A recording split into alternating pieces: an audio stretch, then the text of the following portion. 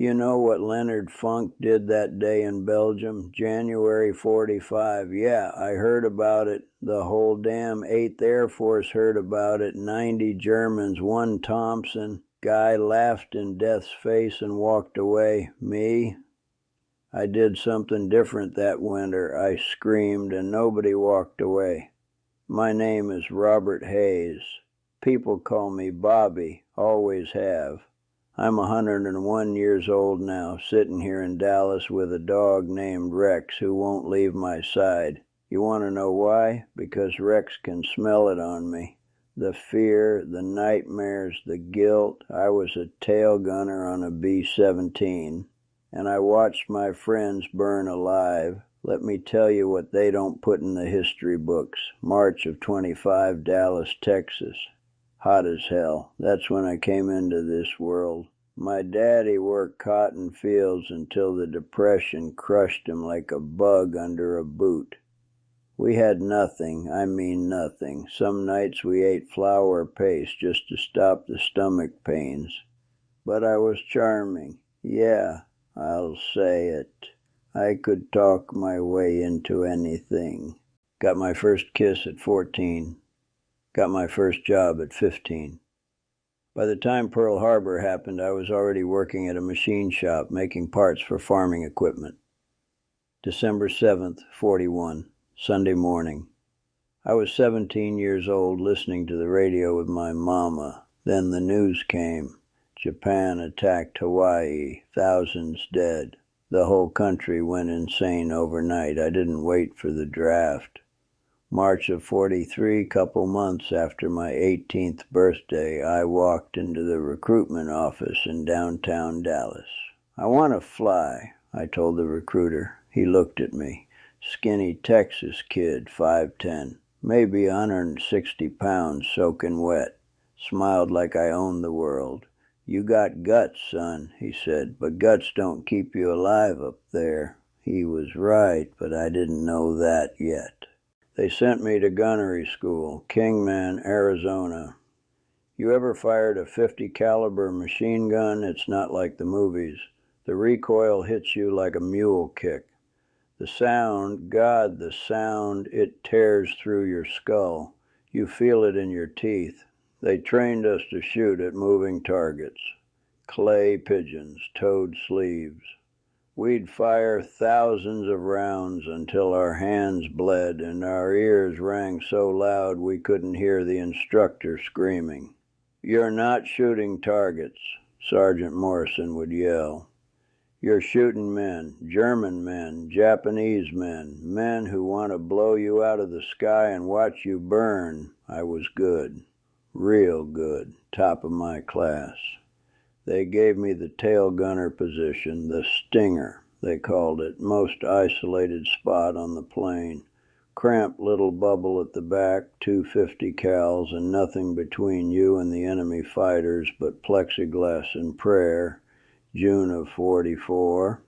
I shipped out to England, the RAF Thorpe Abbott's 100th Bomb Group. They called us the Bloody 100th because we lost so many planes. I didn't understand why until my first mission. That's when I met my crew, 10 men, 9 strangers who'd become my brothers.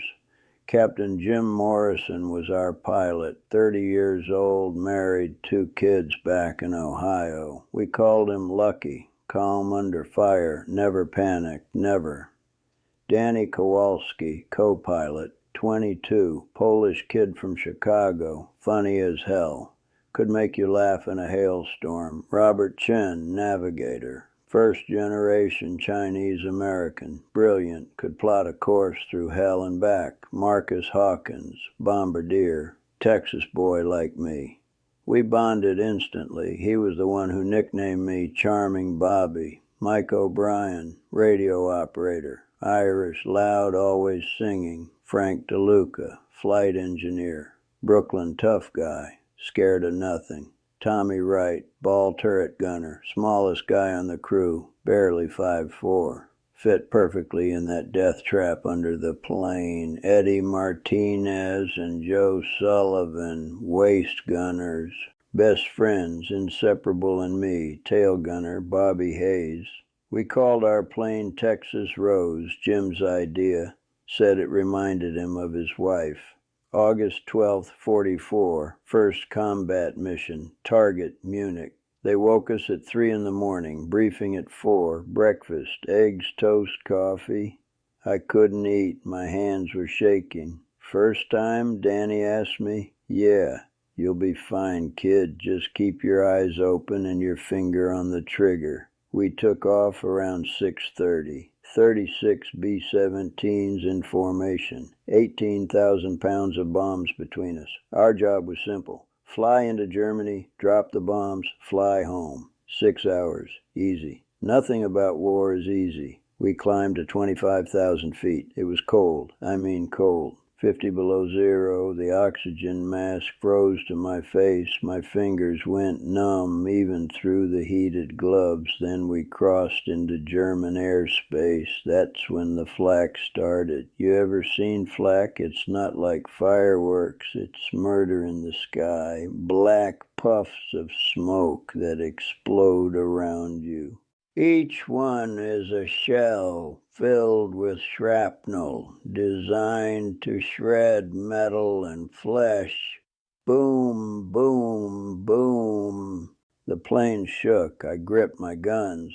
Fighters, 9 o'clock high. Frank's voice over the intercom. I spun around. There they were. Messerschmitt Bf-109s, 6 of them, black crosses on silver wings, coming in fast. Here they come, I screamed.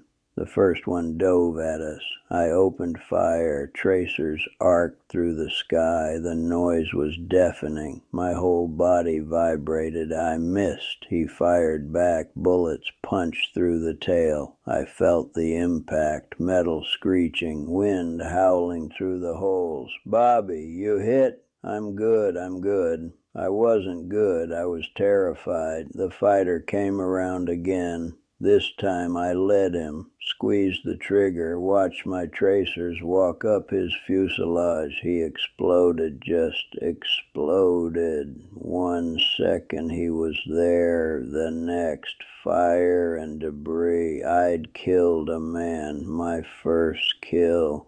I was 20 years old. I threw up in my oxygen mask. Christmas Eve, 44. We'd flown 18 missions by then, 18 times into hell and back, lost 3 planes from our squadron, 30 men, gone, but this mission was different.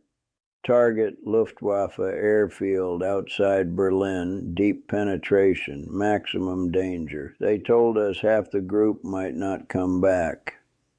Merry Christmas, Danny joked during briefing. Nobody laughed. We took off at dawn. The sky was gray, snow falling, beautiful and terrible.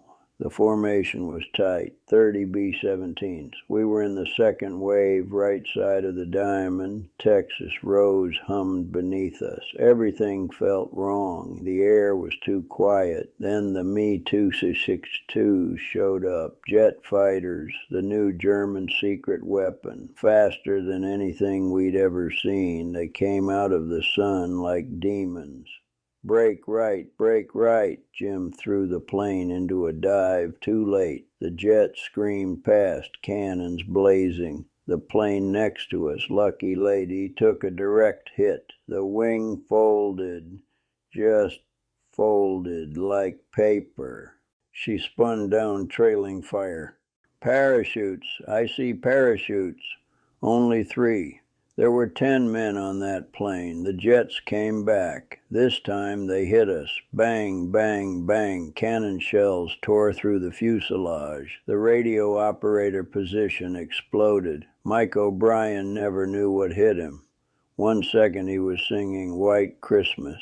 The next, gone. We're on fire, Frank screamed. I looked forward, flames licking up from the bomb bay, black smoke filling the cabin. Bail out, bail out. I grabbed my parachute, started toward the escape hatch. Then I heard it, screaming, not panic, not fear, pain. Bobby, Bobby, help me. Danny, the co-pilot, he was trapped. The cockpit had taken a hit. The control column had crushed his legs. He couldn't move. I crawled forward. The smoke was choking me. I could barely see. "I got you, Danny. I got you." I pulled. He screamed. His leg was pinned under twisted metal. The fire was getting closer. I could feel the heat on my face. "Bobby, go. Just go. I'm not leaving you." I pulled harder. The metal shifted. His leg came free, broken, bleeding, but free. "Come on." I dragged him toward the waist. That's when I looked up. The fire had reached the bomb bay. 18,000 pounds of high explosives about to cook off. Time stopped. I saw everything. Tommy in the ball turret trying to crank himself up.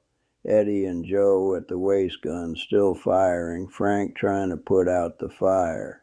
Jim at the controls wrestling to keep us level so the guys could bail out. And I had a choice. Help Danny to the door, save one man, or go back, try to save the others. I chose Danny. I pulled him to the escape hatch, hooked his chute, shoved him out. He fell into the sky. Then I jumped. 3 seconds later, Texas Rose exploded. I landed in a forest outside Berlin. Germans found me 2 hours later. Spent the rest of the war in Stalag Luft 3. 4 men from my crew survived. Me, Danny, Eddie, Joe. 6 died in the explosion. Jim, Marcus, Robert, Frank, Tommy, Mike. I saved 1. I left 6. You want to know what that does to a man? I'll tell you. I came home in 45. Heroes welcome, medals, parades. Everyone smiling, shaking my hand. "Thank you for your service." I smiled back. "Charming, Bobby." But inside I was screaming. The nightmares started immediately. Every night the same dream. I'm back in the plane. The fire is spreading. I'm pulling Danny out. But this time I look back. And they're all there.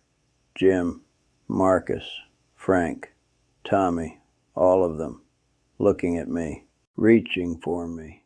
"Why did you leave us, Bobby?" I wake up screaming. The panic attacks came next. Loud noises, car backfires, thunder, fireworks. My body thinks it's flak. My hands shake. My heart races. I can't breathe. I'm back in the tail gun, surrounded by exploding metal. I can't control it, and God, I hate not being in control. 47, I got a dog, border collie, named him Rex. He was supposed to be a farm dog, but something strange happened. Whenever I had a panic attack, Rex would know before it happened. He'd come to me, put his head on my lap, look at me with those eyes, and somehow I'd breathe again. Doctors didn't have a name for it then. Now they call it PTSD, post-traumatic stress disorder. Back then they just called us shell-shocked, weak, broken. But Rex didn't care. He didn't judge. He just stayed. You know why I'm telling you about Leonard Funk? Because when I heard his story, the laughing sergeant who killed 21 Germans, I understood something. He made a choice. In one impossible moment, he chose to act. So did I. I chose Danny. One life. Funk chose to fight. I chose to run. And you know what? We were both right, and we were both haunted. War doesn't care about courage. It doesn't care about medals. It only cares about choices. And every choice costs something. Funk lost his peace. I lost my friends. He went home and helped veterans at the VA. Quiet work, necessary work. I went home and built a life, got married, had kids, worked construction, smiled through the pain. But every Christmas Eve, I think about Texas Rose. Every time I hear White Christmas, I see Mike O'Brien singing in the radio room. Every time there's thunder, I'm back in that burning plane, and Rex is there, always. I'm 101 years old now. Most of my crew is gone. Danny died in '98, Eddie in 2005, Joe in 2011. I'm the last one left. People ask me about the war. They want hero stories. They want me to say it was worth it, that I'd do it all again. I don't know if I would. What I do know is this: war doesn't make heroes. It makes survivors, and survivors carry ghosts. Leonard Funk carried 90 Germans and a laughing memory. I carry 6 friends and a burning plane. We both came home. We both lived long lives. We both smiled for the cameras. But neither of us were ever really home. Not completely. That's the cost. That's what they don't tell you. Rex is next to me now. He's old, gray muzzle, slow steps. But when the thunder rolls, he still puts his head on my lap. And I still see Danny's face when I close my eyes. Why did you leave us, Bobby? Because I couldn't save everyone. Nobody can.